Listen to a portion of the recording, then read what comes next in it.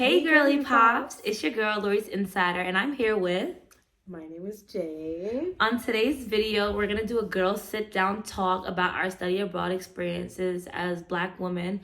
So far, we're about 2 months in, I believe. Yeah, we're 2 months in and we just want to talk about what we've gone through, how much it's cost, language barriers, cultural exchange, like cultural changes. You know, it's been a little rough patch, but we're getting through it. We've been having really fun.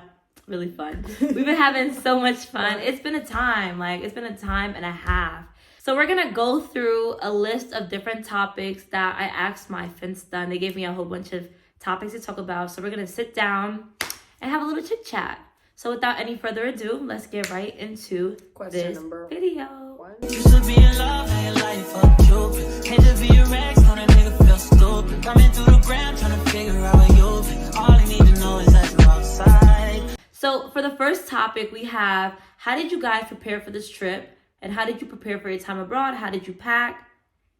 You're living in another country for 4 months. How did you get ready for this experience? So, can I go first? You can go first, yeah.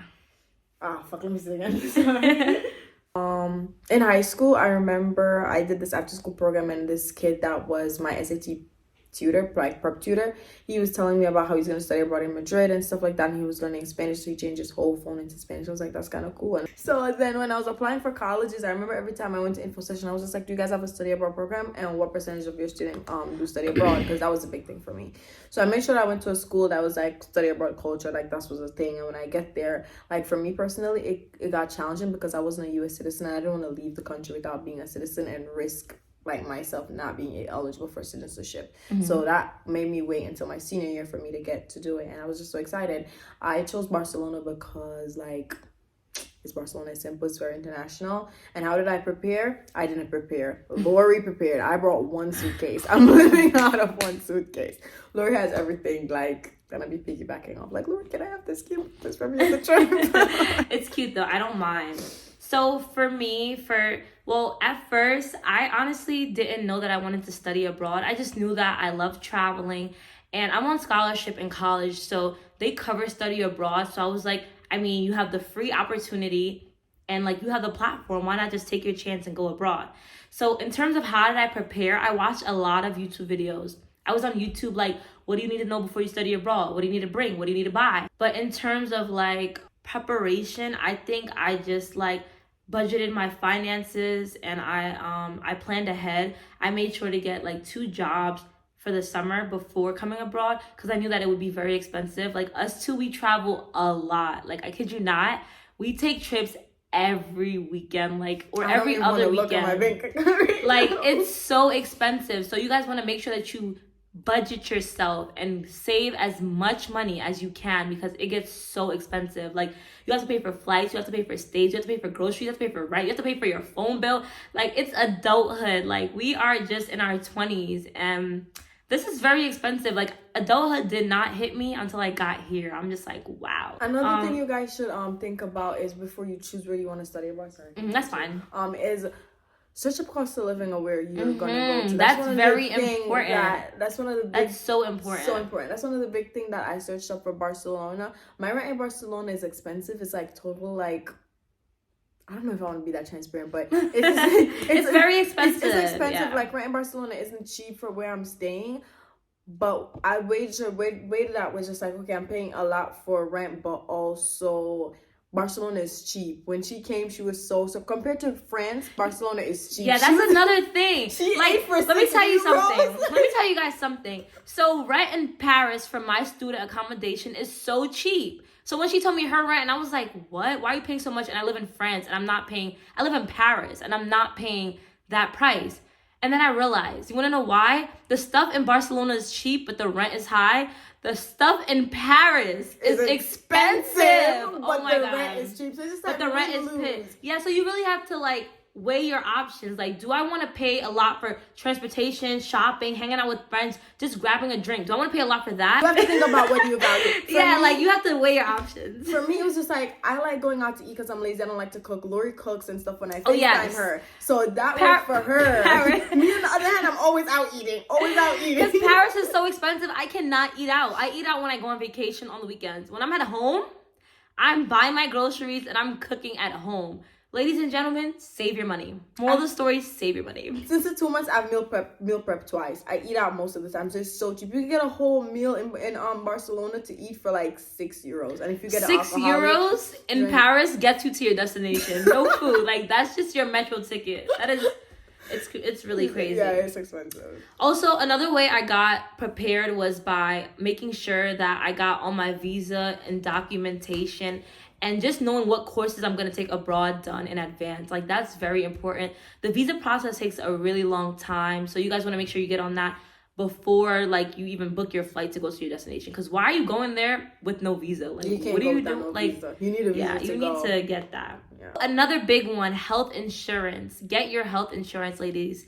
I get sick so easily, so I had to make sure I got the most expensive health insurance plan, because you might need medication, you might need to go for a checkup, you might get a cold. Like, the weather in Europe, for example, changes drastically. Like, when you move in, it's so hot, and by the time you're like ready for midterms, it's so cold. So make sure you get your insurance. That's really important.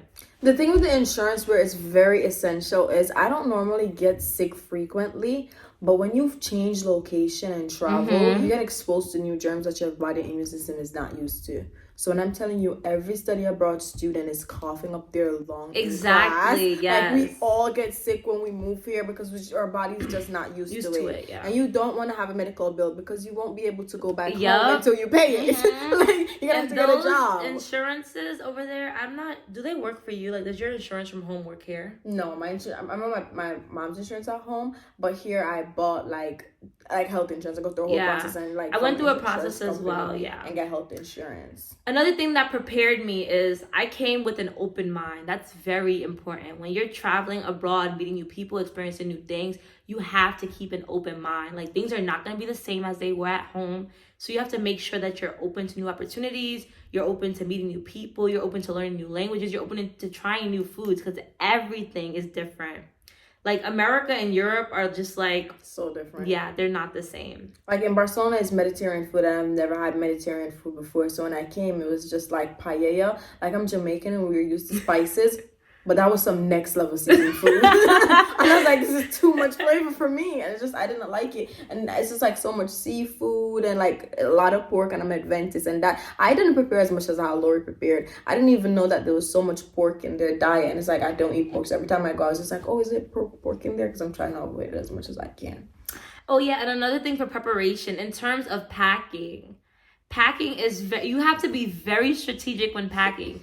Most airlines only allow you to bring 2 checked bags and 1 carry-on bag. So you need to be very strategic. Bring the basic essentials. You need your black tops, your white tops, your jeans, your linen pants, your jacket. It gets cold. Bring your jacket. Do not forget your jacket. Do not be like me and having somebody bring it from New York. Right. Do not be like her. She left her jacket behind. Like, it's not going to be summer forever. Bring your coat.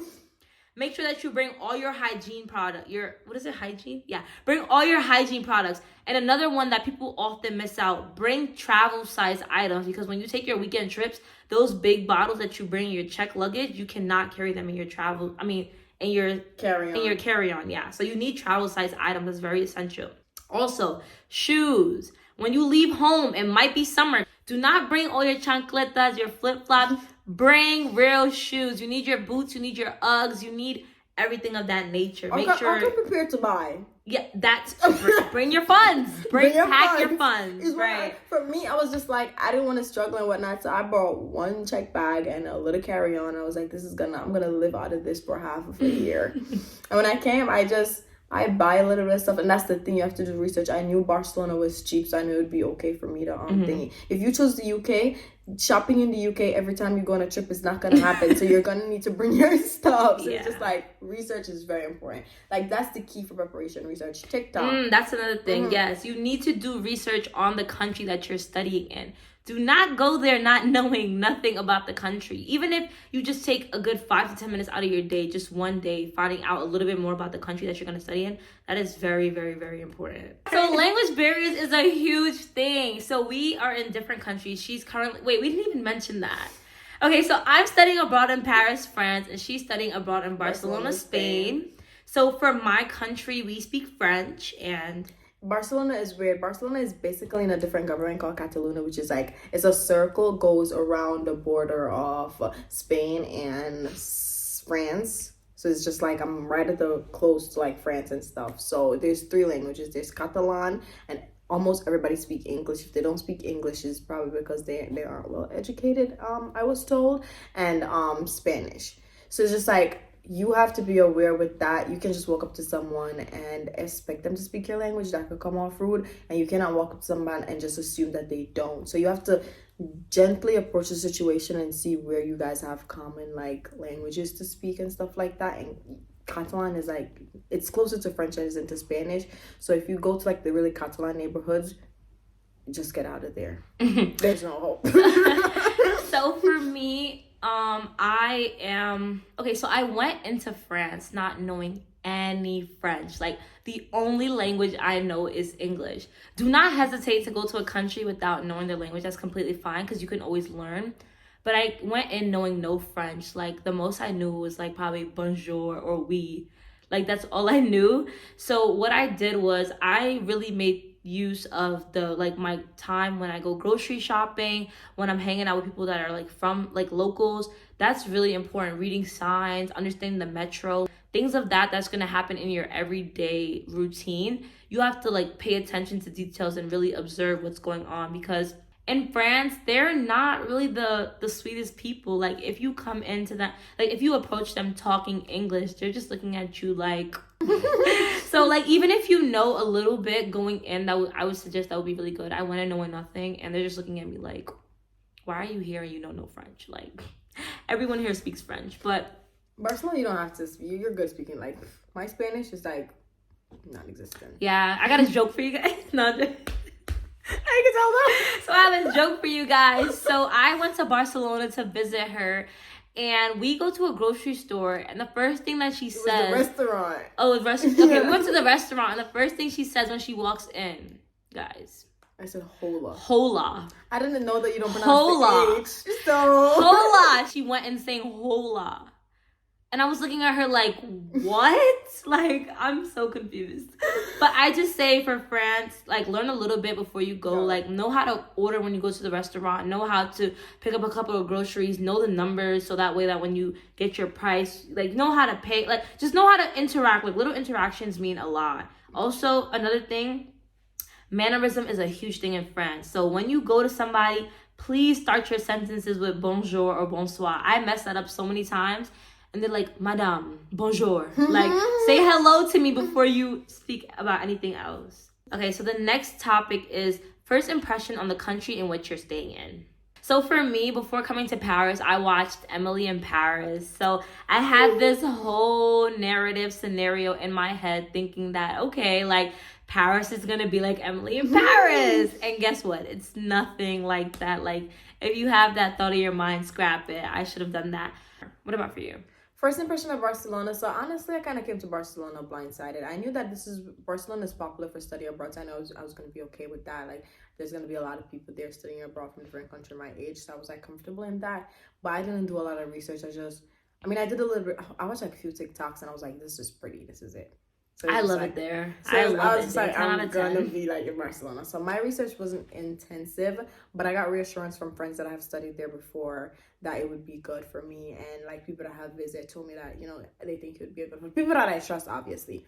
When I got to Barcelona, my heart was racing. I'm like, oh my God, like, did I even think this true? I'm in the cab on FaceTime showing my family, like, oh my God, look at it, it's palm trees. And then my taxi driver, because my program sent a taxi for me. Mm-hmm. It was like he spoke English, so that's good. And he dropped me off at my residence, and I went to the reception and I checked in. They gave me my room, a tour, and everything. And I'm like, this is real. And I'm here like, that's how I felt too. I was just like, wow. And I call home, and it's just like, you know, when they say that goodbye on the phone, it's just like, that's when it hits you like, damn, I'm really out here by myself. I didn't move to a country alone. Yeah, my mom came to drop me off, but like the first night I moved into my apartment and I was living there alone, and like she was there with me in the beginning. It was cool. Then when she left, I'm like, wait, me, this apartment by ourselves. New like, country? But I also didn't come with any friends, so it's like, me either. I came alone. We came alone. Like, and then we it was just each other. right. We've been good so far. First impression, Barcelona, party central. When I say I went to Opium, I went to Razzmatazz, like,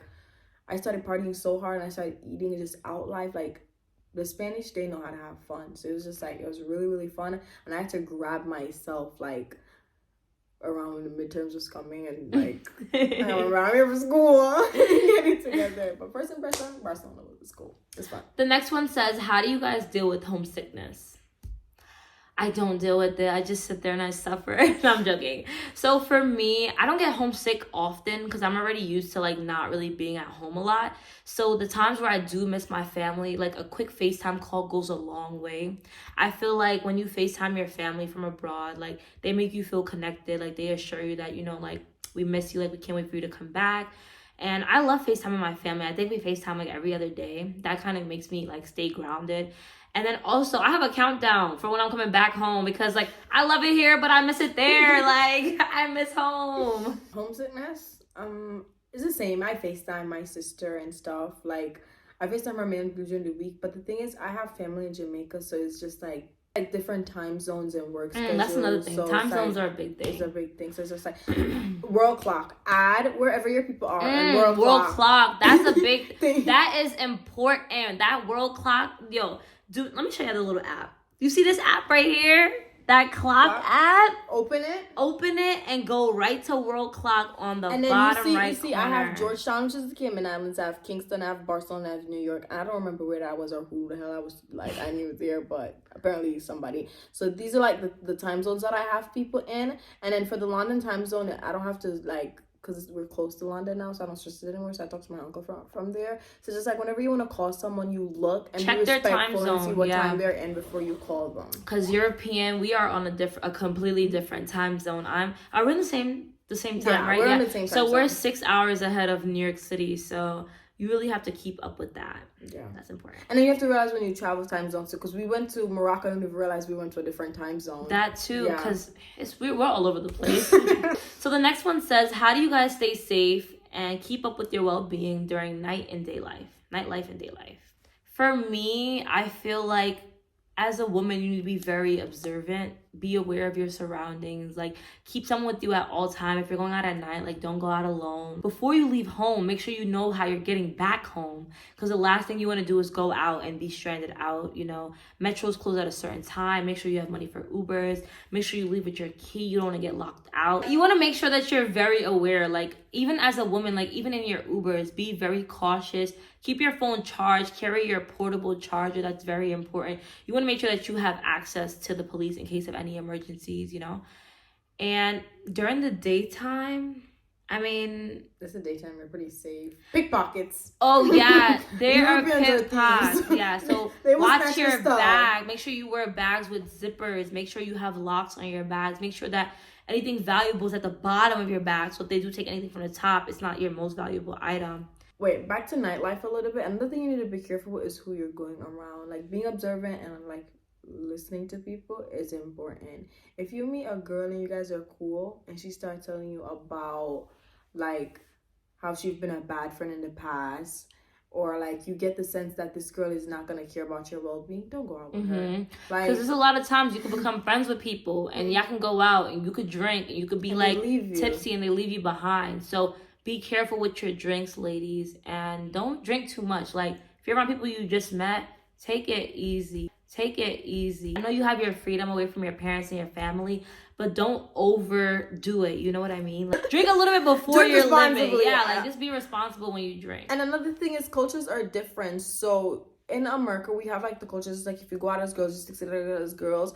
That doesn't mean that that's the standard, but a culture could look at things differently because where they're coming from, situations are different. They could be coming from safer countries, so they're just not aware about stuff like that. So that's why it's important to like be aware, know where the person is coming from, understand their perspective, and know that your perspective is not standard because you're American. Like, it's not standard. So you have to understand where people is coming from and just know what you're putting yourself in, and just always be aware and understanding and welcoming of other cultures. The next one says, making the most of your experience. This is something that we've been doing pretty well with. How do you make the most of your experience, Jadina? I meet as much people as I can and hang out with people as I can. Network. My thing is I want my network to be global, not to be cocky. So I meet Swedish people and I just like I hang out with them. Like I meet people from all over. I met some guys from Boston one night and I went partying with them and it was just like so cool to hear different experiences. The point of study abroad, like when you're applying for a job and they say that you study abroad, what they're excited for, especially if they're a global company, is the fact that you know how to communicate, you know how to interact with people because you've done this for months. So that's what you're working on, to be able to get around with people like comfortable. So many people from different countries. When I'm at school, you have the Danish, you have the Germans, you have the Brazilians. Just try to make as much people as you meet as much people as you can and travel. Don't be scared. Hop on that train, get lost. We were in planes, phone dead. Don't know our way back. You should have seen us reading the map like back in the day. It's just like get lost sometimes, just get lost safely and just explore. Explore. Yeah, exploring is a big thing. I feel like to make the most of your experience, you definitely want to get out of your comfort zone. Like do things that you're not used to doing at home. Like just get yourself out there, make local connections, get to know people. Be open-minded. I mentioned this before. Being open-minded is very important. Be open-minded. Just go out there and chase after it. Like even if you're not used to it, you're not comfortable, just do it. Like don't think about it, just go. Like that's how we do. When we travel, we just go. We just go. Like in the middle of class, I text Laura like, "You want to go to Morocco?" Yes. Let's go. Book ticket. We went to Morocco, and just like we just see things. Just like I'll do it if you do it. You want to do it? We just do it. Yeah. Another thing is that traveling, like if you're in Europe, for example, there's a lot of neighboring countries around, and they're closed. Explore wherever you are. Don't just stay in the city that you chose to study abroad, and go out, meet new people, experience new things. And you learn so much about yourself, because I didn't know that I like mountains. That's like just a weird thing. Like I went hiking. I was hiking for 5 hours and like the view was just so pretty. I even see mountain goats like and kind of got killed, like or I don't know if they're dangerous and stuff like that, but just discover new things about yourself. Just experience it. Don't just be like, that's not for me. Yeah, and stuff don't like that. Go in with that mindset. No. And another thing, like even if you have fears, go in and do it. Like for example, the other day we went to Morocco and like she was afraid of like riding camels, and I'm like, let's just do it. She got on the camel, she was out there recording and everything. I'm like, wait, this is not the same girl who said she was afraid of camels. She was up there like, I'm like, wait. I was like, Lord, this is not bad. It's right. fun. So just try new things. And the last one is traveling on a budget. Oh my God, people. Traveling on a budget is so hard, but it's also very, very, very important. For me, I have a book and I write down every single expense. Write that down in that book. Make sure that you're keeping track of your funds. Don't spend all your money. Be smart, be wise about your money. If you know something is too expensive and you can't afford it, like let your friends know, like, hey, like I'm gonna sit this one out. Like it's okay if you can't make every trip. You don't wanna go on a weekend trip and now you used all your money and now it's time to get back home from the airport and you can't take the metro because your money is gone because you spent it on a margarita. Like be smart about that money, lady. Be smart about the money. It goes deeper than that. And back to the first question, money, you have to prepare. Know what card you're using. I am paying transaction fees because I didn't get the right card in time to come. So it's just like my card has a 3% international fee. So every time I swipe the card, I'm paying an extra 3% of my purchase. I just got a new card and stuff that I'm gonna add to my thingy, so the second half will be a little cheaper. Like little things like that. Your phone plan. Your phone plan. Get a local phone plan. Get a digital whatever it's called, eSIM. Yeah, get that. In terms of the credit card or the debit card, I have Capital One and they have no international fees. So if you want, you can check out Capital One and get a debit card where you can swipe, credit card, swipe without any international fees, because those fees do add up. You want to keep in mind that they do add up. Exactly, so. They do add up. So when you go through your account numbers, like that's already $20. Right. Like, that you made 4 transactions. Right. 4 transactions, and you already owe $20 in international fees. So be smart about that. And American Express is American Express. Okay. Yeah. Don't come out here with an American Express card and thinking everywhere take it. Yeah. MasterCard or Visa. Another thing you want to keep in mind is currency. So you want to make sure you check out their local currency rates. Anything else for budgeting? Your phone plan. Get a phone plan. I've been data roaming from home and it's a punch. Basically, Laura is the preparation queen and I'm the one that wing it. So you're getting different perspective of like someone who prepared well and how much it benefited them, and someone who didn't prepare enough and was lazy and how much it's like not a good experience for them. All right, in terms of budgeting, you want to make sure that you are getting the best deals when you are doing your weekend travels. Don't go out there getting the most expensive excursion, girls. Play it right. Make sure that you're booking things that are affordable. Look for alternatives. Don't just book the first thing that you see. That's very important. Like, we sit and we go over B&Bs for hours and hours and hours and hours. So make sure that you are going through things. You're searching for different options. You're looking at different websites. You're checking different sites for flights. And you know, my thing is, I was mentioned thought, but your flight is 2 hours, girl. You don't need that window seat. Yeah. You've You don't seen need clouds that before. big checked-in bag. You've Right. seen clouds before. You don't need that 5-star hotel. You're exploring the city. You're not There it's for not the a room. You're not Yeah. vacating. You're not in the DR relaxing. You're Right. traveling to see major cities because they have so much to offer. Oh. So you booking a 5-star, $500 Talk night that hotel talk. to be Talk that outside talk, every day. right. And just to wrap everything up, like, make sure you budget, make sure you prepare, Research. make sure you do your research, make sure you get everything that you need to be ready to go. Make sure you're open-minded. That's my biggest one. Be open-minded. Any other last remarks? No, that's it. Don't be scared to reach out and ask questions to anyone that you see that study abroad. People are always welcome to share their experience and give Just like like, me, tips I'm and always stuff like open if that. you need any tips or tricks or any extra information on my journey and how I got here. Just reach out and ask any questions, and We're here to help. We're here to help. All Anyways, questions. thank you guys for tuning into this video. I hope you guys enjoyed our little girl sit down chit chat talk. And without any further ado, I'll see you on the next video. Please like, comment, and subscribe, and I'll be back with more video later.